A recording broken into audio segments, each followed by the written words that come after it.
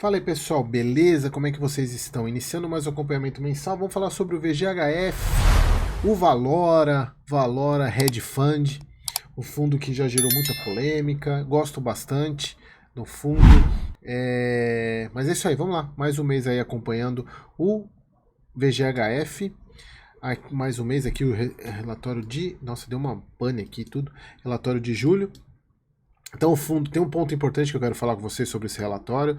O fundo encerrou com 144 ativos, bem diversificado, e ele é um hedge fund mesmo, ele tem vários ativos, só está faltando imóvel físico nele, que tem, acho que esse é um ponto que é importante aqui nesse relatório. Distribuído em 144 ativos, ele tem um pouco de compromissada, CDI mais 0,65, muito tranquilo. 9 centavos, mantendo o mesmo rendimento dos meses anteriores. Relações alocações. Ao longo do mês de julho foram adquiridos total de 42 milhões em ativos e vendidos 29 milhões, uma compra líquida de 12,3.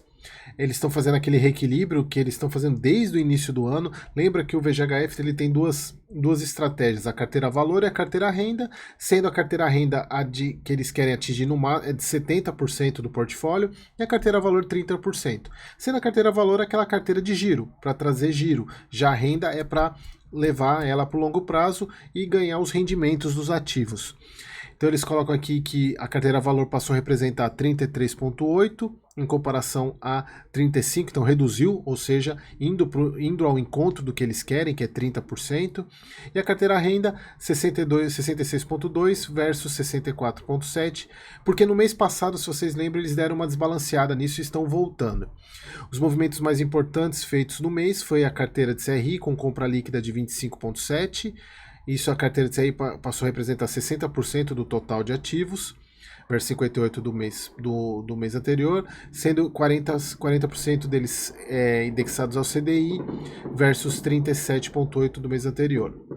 E aqui, pessoal, as questões que a gente falou mês passado das duas inadimplências que o fundo tinha, o CRI Celina, que eu até cheguei a mostrar alguns dados para vocês da empresa, né, que é uma holding que fica fora do país, que eu acredito que a execução de garantia disso vai ser muito difícil, e ele continua inadimplente, olha só, 1,8 continua inadimplentes. Esse CRI representa a dívida corporativa da empresa brasileira de sedes da rede do Hotel Celina e conta com o aval de algumas operações da marca em outros países. Como é que você vai executar essa garantia? É muito difícil, por isso que eu falo para vocês sempre em avaliar CRI por CRI dos fundos que vocês investem. É um trabalho.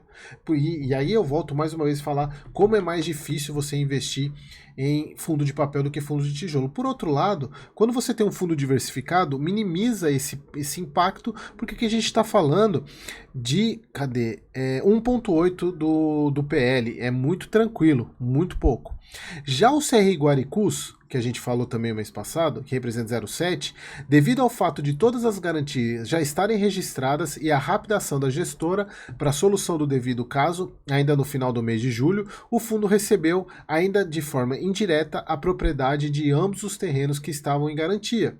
O fundo passa a deter dessa forma a participação em 2 terrenos na cidade de São Paulo, com valor estimado de venda de 137% do valor da dívida, e a gestora já passou a iniciar a venda dos mesmos. Olha só, pessoal, isso aqui, ponto positivo, ponto para Valora, né? Foi rápida nesse ponto, já executou a garantia, e aqui tem um ponto que eu gosto de falar, que é o seguinte. E voltando àquela questão de quando eles fizeram a operação com o VGRI, né, de participarem tanto da emissão quanto comprar o CRI do fundo, será que se fosse esse fundo eles teriam feito essa execução? O fundo da casa, eles teriam executado? Ou eles teriam feito que nem a Capitânia com o XPPR, que agora eu não sei se esse vídeo está saindo antes ou depois do CPTS. Se estiver saindo antes, fiquem com um gostinho, mas se estiver saindo depois, para vocês entenderem como, às vezes, o conflito de interesse ele pode ser prejudicial para o fundo. E nesse caso, a ausência do conflito de interesse faz com que a gestora haja muito rápido e já resolva. E aí, foi o que eu falei lá em cima, o fato dele ser um hedge fund, embora o fundo de papel ele possa ter imóvel no portfólio sendo execução de uma garantia, por exemplo, mas aqui já traz uma característica, será que eles não podem manter esse terreno e fazer, mas não é interesse, obviamente, porque precisa vender até para poder sanar a dívida do CRI, né? Então ele continua sem imóvel físico, como é o KNHF da Kinea, o hedge fund. 405 mil cotistas, coisa pra caramba, né? Liquidez média diária de 4,2 milhões, muita coisa. Eles falam que aqui no início do mês de agosto o fundo fez um investimento adicional de 2,7 milhões em 2 CRIs já existentes na carteira, com um cupom médio de IPCA mais 9, 9,4, bem bacana. A gente vai saber isso mais no próximo mês. Aqui o portfólio do fundo, né? Toda a carteira do fundo, nada de tenha me chamado a atenção. Aqui as carteiras IPCA e CDI, 9,76, CDI mais 3,76, mais um mês gerando aí 0,9 centavos. Ele acabou esse mês tendo que usar um pouco de reserva, né? Embora ele tenha gerado um bom resultado, mas ainda usou um pouquinho de reserva. Mas está bem tranquilo, eu acho que ele deve manter os 9 centavos aí mais alguns meses. Mas é isso. Dificilmente ele volta para os 10 centavos, eu acredito que é até por isso que ele está sendo precificado nessa maneira, ele não volta tão cedo, tá?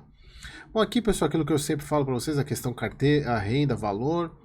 Acho que era isso que eu queria trazer para vocês, mostrando mais essa questão inicial, né, da execução, e mostrar a agilidade da Valor em resolver isso, e aí mostrando para vocês como às vezes a falta do conflito de interesse ajuda o fundo a ser mais ágil, né? Bom, era isso que eu queria trazer para vocês. Espero que vocês tenham gostado e até o próximo vídeo.